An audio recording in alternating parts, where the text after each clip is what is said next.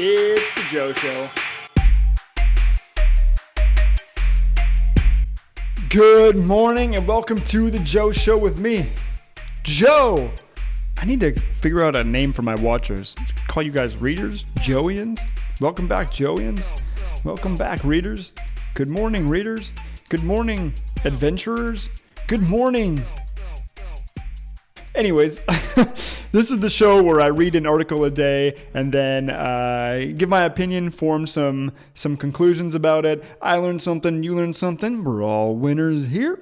Today's a part 2 of an article that I started yesterday entitled How Magic the Gathering's Color Wheel Explains Humanity. So yesterday we covered all the different colors of Magic the Gathering. As a quick refresher though, we have white, which wants to achieve peace through order, blue, which wants to achieve perfection through knowledge, black, which wants to achieve satisfaction through ruthlessness, red, which wants to achieve freedom through action, and green, which wants to achieve harmony through acceptance. And so today we're going to jump into how these colors relate to one another, and I'm sorry. I'm sorry, but there won't be any rapping today, unfortunately. So getting right into it, let's see how these colors relate to one another. And we're going to start with disagreements. So these colors have disagreements on how they want to achieve their goals and their primary motivations, obviously. So if we look here at the color wheel, this is how they disagree with one another. So let's start with white. So white, again, wants to achieve freedom, order through peace, or peace through order, all the way around, Joe. And they disagree mostly with black, who prioritizes satisfaction through ruthlessness. So white wants to have a group setting, like the church. They work best in a group setting, and black operates on an individual basis. So they disagree with the individual and the group, the relationship between the two.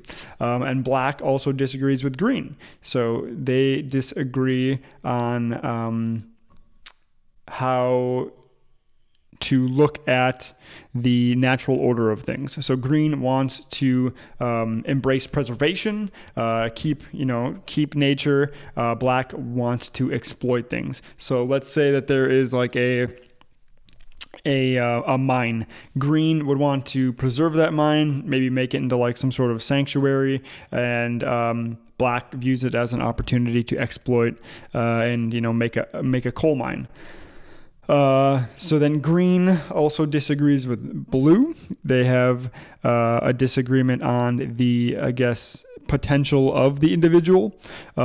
Green says that you're born a certain way, nature dictates it, you have a place, and you have to embrace that. And blue, on the other side of things, says, no, if you study hard enough, if you gain enough knowledge, if you gain enough wisdom, you can nurture yourself into being a better person. So green and blue disagree on the individual's potential, and then blue disagrees with red as well as green, and they disagree on how to think about things, I guess. So blue obviously is about thinking, reason, logic. Think about your problems. If you don't know the solution, look into more books, explore the world more, and gather the knowledge. Do more research. And the red is very emotion-based. So what are you feeling right now? How do you feel about that thing? Trust your feelings and your instinct. If you don't know something, you don't necessarily have to gather more knowledge about it, but explore your feelings and try to figure out the chaos behind it. And then red also disagrees with white. So that's the final disagreement here. And that is on how to kind of structure society as a whole. Where red embraces chaos. It's all about, letting the mind and body do its own thing, embracing emotions, going out there and doing art, and white is all about order and structure and having rules to keep the peace, because if you don't have rules and regulations, then the individual self-expression starts to pop out, and that's where red and black agree on. But so that is how all of the colors contrast one another. But you can also find other relationships based on what color is next to it on the color wheel. So if we look at this chart here, we can see how the colors relate to one another by proximity in uniting against their common enemy. So as an example, white and blue both disagree with red, and they disagree with red on structure. So again, white, very structured and orderly, blue, very structured in research, and red, very chaotic and emotional. So white and blue view red as very chaotic and emotional, and they agree on the structure of things. Blue and black, on the other hand, agree on a growth mindset, meaning that if the individual or the researcher, the university put in enough work and logic thinking about a problem, you can grow beyond your means. And actually, I very much agree with a growth mindset. There's a great book by, I think the author's name is Carol Dweck, about growth mindset. I think it's just called Mindset. And so that blue and black agree on a growth mindset, whereas they contradict green, which again embraces the nature of things. You were born into a certain slot and you can't get out of that. You are stuck where you are. Black and red agree on independence of things. So they disagree with white on that, where white wants that group order. Black and red want that independence, that either self or communal kind of independence. Black wants to go out and, achieve their own ends through ruthless behavior, and red just wants to be free and emotional and chaotic. And so that is how they disagree with white. Red and green agree on authenticity against blue. So red and green are very authentic in, again, having feelings and being one with nature. This is the way of things. And blue, on the other hand, is very, I don't want to say concealed, but they're very knowledge-based and logic-based. So they might put on a face to seem smarter or seem more logical, where red and green would embrace the authenticity of things. And finally, we have green and white agreeing on a sense of community. So green, again, is one with nature and the tribe, and white is more of order in society. So they both agree on a sense of community, where they disagree with black, who has a strong sense of the self and the individual. And so that is how the colors kind of can team up with one another against their common enemy. However, there is one other relationship that we should talk about here with the colors, and that is that they can also come to some sort of harmony with their enemy as well in something that they agree on. So let's look at this new chart, and we have what they can come to harmony on. So white at the top, again, is very against the black's selfless or selfishness, but they can both agree in a sense of tribalism. So that white group or white color, again, has that order and sense of peace, and but it's within that, I guess, society, or within that color, within that, I don't know what the word I'm looking for is, within that sect. And black is all about the individual, but still the personal belief system, and it can become very tribalistic. So they're both, in a sense, tribal. Black is tribal to, what is in our immediate, or my immediate concern, and my viewpoint, and how can I get what I want based on this tribe that I'm in, or this mindset that I embrace. And white is all about, hey, we're a group here, we all follow the same laws, we all follow the same tribe. So they agree on tribalism. Black and green can come in harmony on profanity, and that's That's not profanity like fuck, shit, God damn it! That's profanity in the sense of the profane. So getting down and dirty and doing what needs to be done. An example would be like a green-black example would be like making a computer that is made out of meat. It's not the right order of things. It's not super effective, but it's the way to just get it done. It needs to have you need a computer. You're a green-black agent. You'll make it out of whatever means are necessary. The profane, getting down in the dirt with the maggots and the worms. And so they both agree in a sense of profanity. Black is obviously very self-motivated and ruthless, but green is also in the nature of things. So if they're not going to go out and make a silicon chip, they're going to figure out a way to do it in nature, but it might be outside of the normal bounds. It might be a little profane. Green and now we're moving over to green and blue. They can come to harmony on truth seeking. Obviously, green wants to seek the truth in nature, and blue wants to seek the truth in logic and understanding. They want to seek the truth in understanding the order of the world. So they can come together on truth seeking.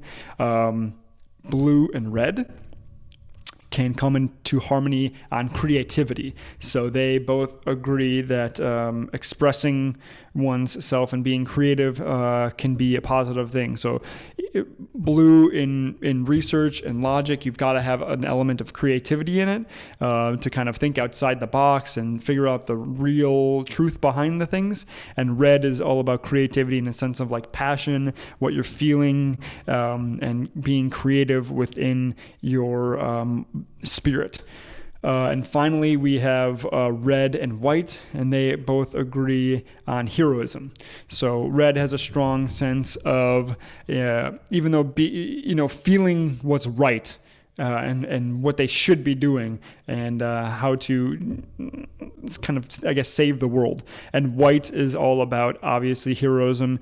They embrace heroes who follow the law, who are law-abiding, that stand up for the order of things and the weak. And so red and white come together on heroism. And so that is how the colors can kind of form harmony with one another, even though they can disagree on things. And then the author goes on to discuss how applying this to a person or a company or an ideal, a motive in life, we can kind of see that people pull from different buckets in their personality and in everyday life and their motivations. When you look at the whole color wheel, most people pull from around 3 colors, but we can all kind of embrace or embody each one of the colors depending on the situation. This is not like an end-all be-all explanation for personality, but more of kind of like a guide or a layer that you can apply over your own interactions with people or with things to see where they fall into. And then also it'll help you kind of form a game plan for interacting with them as well. So you can see here the whole color wheel and how they all relate to one another. But then he gives this really interesting example of how he uses it, to classify and make predictions. And he tells a story about a friend of his who was suffering from unfortunately a depression. He was suffering from a depression, and all of his other friends were telling this friend, this depressed friend, to eat better, get a hold of your sleep schedule, plan a daily schedule, all of these activities, and the person kept trying it, and he was growing to resent them, and it wasn't working, and it wasn't being helpful. And so the guy who wrote this article realized that all of those suggestions were white suggestions. They were very ordered suggestions. They're all white. Follow this sleep schedule, do this eating, do this diet, have a daily plan. It's all white suggestions, order, and peace through order. And so he realized that this friend actually leaned more red, which is why they were becoming so resentful on this white order imposed on them. They wanted to be more emotional and free to express what they were feeling, or just given permission to to feel these things. And so he instead just decided to drive over to this friend's house, tell him to get into the car, and then just start driving. And that in itself was a little chaotic. And so the friend was like, where are we going? And the author was like, doesn't matter. We're just going to go. Is there someplace you want to go? And then the depressed friend answered, the beach. And so they went to the beach and had a really nice time, perhaps even connecting more on an emotional level, just talking it out and coming to terms with whatever he was feeling. Or maybe they just sat in silence, and the depressed guy was just able to, or girl, was able to just feel the emotions while looking at the sunset and kind of come to their own self-actualization. And so it helped the author kind of, in a time of need for a friend, come to the aid in the way that they wanted to be helped. And so we can apply this, I guess, to our daily interactions with people, because there's no wrong or right way to fall into the color wheel. It's just kind of where you fall. You can view different colors as negative, but there's no wrong or right way for a person or a thing to exist on the color wheel. And so he also, at the end of the article, put some questions out on how you might use the color wheel in thinking. And so some of the good suggestions I liked were, this person is suddenly upset and I'm not sure why. Can I extrapolate from a sense of color of how I can help this person? This project isn't going well. Do we have too much or too little of a particular color? So perhaps, in a project you were spending too much time researching, but you didn't have any emotion and creativity of the red side. You spent too much time in the blue, so you could bring in a little bit of red, chaos and feeling. How should a blue client react to this pitch? Which I think is really interesting. You fill in the color, obviously. How would a colored client react to this pitch? This is important for me as I pitch businesses for a living. And obviously pitching to a blue person is going to be much different than pitching to a green person. Blue is going to want to know all of the facts, have all the I's dotted, all the T's crossed, all of the finances in order. They want all of that researched and knowledge. And the green person is going to be more along the lines of like, what is the natural order of things? Is this business somehow in line with nature, or is it, do we have to invent new technologies for this? They're going to want just a different set of questions answered than the blue one or the red one. Maybe the red one, instead of all this logic in the pitch, I have more pictures so that they can feel the business. So that's actually, I think, a really interesting thing to think about. And then also, if you're trying to grow as a person, which color do you want to grow into, or perhaps what are you now and what would you like to be? Pretty interesting. What sort of present should I get a colleague or friend for their birthday? A red person is going to want something a little bit more chaotic, where a white person is going to want something with a little bit more structure. So this can help you in all sorts of different interactions in your personal life. And again, it's not an end-all, be-all personality identifier, but more of a layer that you can put on top of life to figure out how to interact or how something is motivated to play out. So that has been today's Joe Show with me, Joe. If you like my content, please, before you like my content, tell me your opinion on this. So do you have an opinion on this? Tell me in the comments. What do you think about the color wheel? Is it something that you find helpful? Is it something you think is silly? Can you see it being helpful? Like, what do you think about the color wheel? And so with that being said, this has been the Joe Show with Joe. If you like my content, subscribe to my channel. I look forward to growing this with you. You can send me an article that you're interested in for me to comment on. hijoeshow@gmail.com. And until then, and then you could also follow me on Instagram, Joe Show on Instagram. And until tomorrow, read something good. This has been the Joe Show.